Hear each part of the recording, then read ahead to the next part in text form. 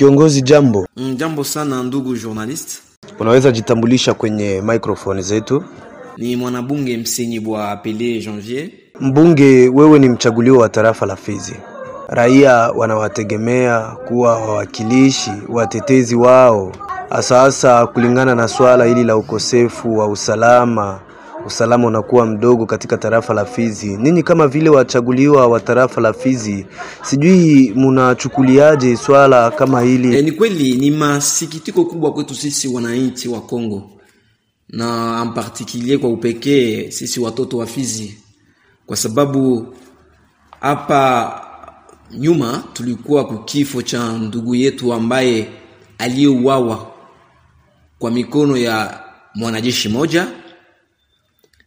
Na leo tena tumesikia kwamba kuna dada yetu ambaye ana mwaka 1.5 anaitwa kwa jina la Elena Dona, aliyepigwa lijiwe na askari jeshi wetu sisi, watu ambao wanapashwa kutuchunga kama jinsi sheria ya Kongo inavyosema kukipengele 16, aseme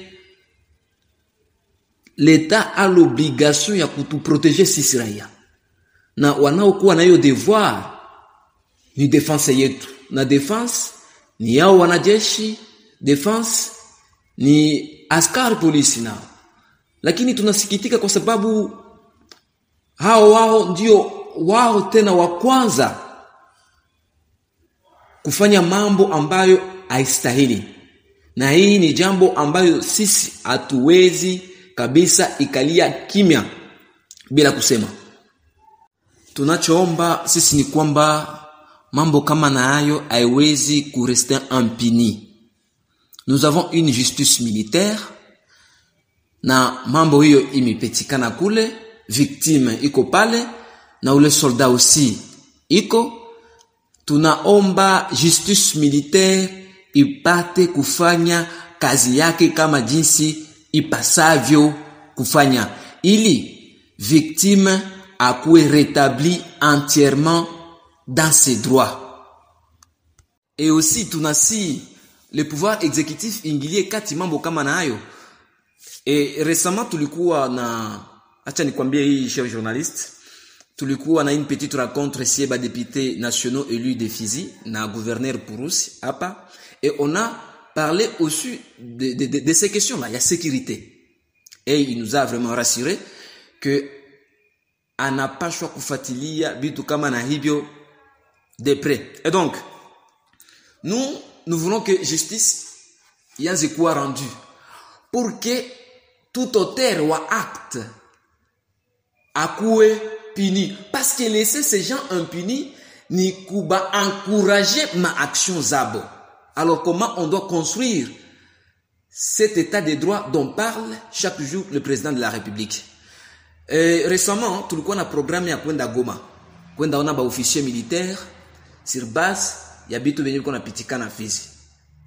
Mie na ba collègue les profs Nyamangyoku et le collègue TH, mais mercredi tulikuwa napenda kwenda, tukasikia kama Kinshasa balikuwa appelé urgemment na ndogi si balienda, mais de retour parce que atu ya supprimer le programme, de retour tuko naenda kuongea nabo ili tubaoneshe mambo ambayo inapitikana kwetu juu ya waaskari jeshi. Tuko na hiyo mpango, il faut tende kubaona. Et donc nous voulons que, pour ainsi dire, tutajitahidi na tuko na jitahidi ili mambo kama na hayo yapate suluhisho. Bonsoir, chers journalistes. C'est l'honorable Msenyibwa Apele Janvier. Je voudrais commencer par vous avouer que jusqu'à présent, les larmes ne cessent de sortir de mes yeux et des yeux de tous citoyens congolais vivant dans les territoires des Fizi. C'est au début de ces mois que nous avons été frappés par un événement malheureux qui a conduit à la mort de notre propre chef, qui a été fusillé effectivement par un élément FARDC en Mboko. Et que donc jusqu'à aujourd'hui, nos cœurs continuent toujours par saigner parce que la justice n'est encore pas rendue. jusqu'au moment où nous parlons. Et nous ne cesserons jamais de les dire. Et je viens d'apprendre encore, récemment, les mercredis passés, une situation analogue, sauf que la victime n'est pas morte, vient de se produire dans la presqu'île d'Oubouari à Moyenga. Et l'auteur de cet acte, c'est encore un autre élément de FRDC, de l'unité Fouma.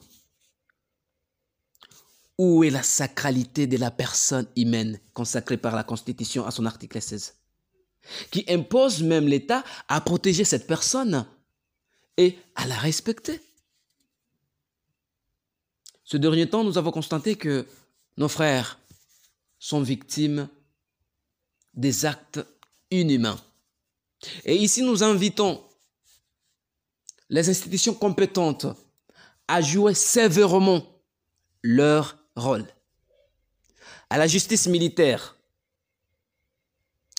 de rendre la justice, de dire les droits, de remettre la victime dans ses droits et de condamner l'auteur de ces crimes.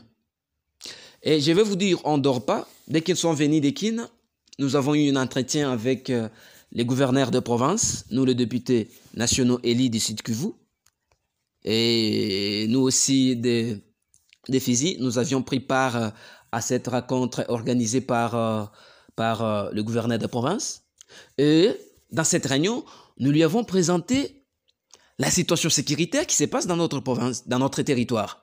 Et il nous avait promis de suivre de près de telles situations pour trouver des solutions.